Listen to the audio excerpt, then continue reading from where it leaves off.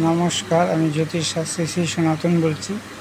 আজকে আপনাদের বলবো যাদের নামের অক্ষর এ দিয়ে শুরু, এ দিয়ে যাদের নাম তাদের ভাগ্য কেমন হবে আসুন জেনে নিই।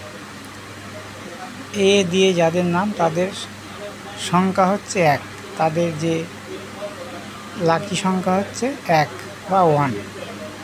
এটি একটি উচ্চ আদর্শবাদী চিহ্ন। তাদের প্রচণ্ড ইচ্ছা শক্তি থাকে, এদের কাজ হয় গঠনমূলক, এরা খুব বেশি সোজা সরল, দৃঢ়তা এদের বৈশিষ্ট্য। এরা খুব প্র্যাকটিক্যাল, বহু লোকের মন জয় করে নিজের বৈশিষ্ট্য এবং বক্তৃতার দ্বারা। এইসব ব্যক্তির এই যাদের নাম তাদের সংখ্যা হচ্ছে 1, এই 1 সংখ্যার মালিক হচ্ছে আবার রবি। এই রবি যদি রাশিচক্রে সুউচ্চ জায়গায় থাকে তাহলে এরা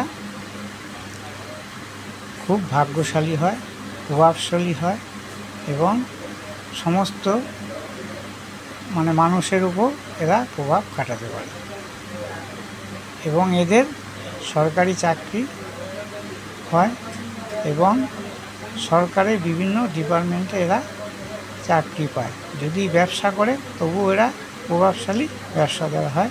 এদের অর্থনৈতিক অবস্থা খুব ভালো হয়, এবার এরা একটু পরোপকারী হয়।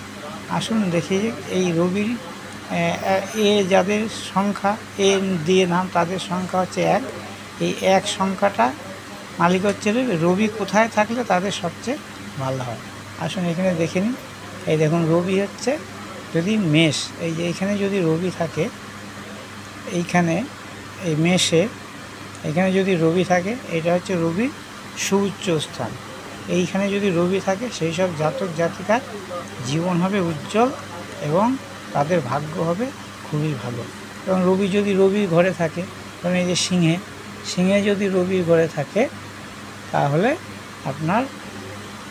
তারও ভাগ্য ভীষণ ভালো হবে, সুন্দর হবে এবং সমস্ত কিছু তার ভালো হবে। সে পরোপকারী হবে, দাতা হবে এবং সরকারি চাকরি এবং রাজনৈতিক নেতা যে কর্মই করুক সেই কর্মের উপর এর প্রভাব বিস্তার হবে প্রচুর।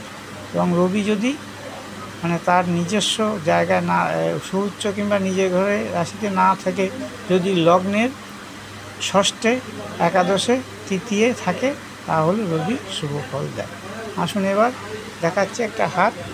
এই সংখ্যা এ দিয়ে যাদের নাম তাদের সংখ্যা হচ্ছে 1 হচ্ছে রবির সংখ্যা।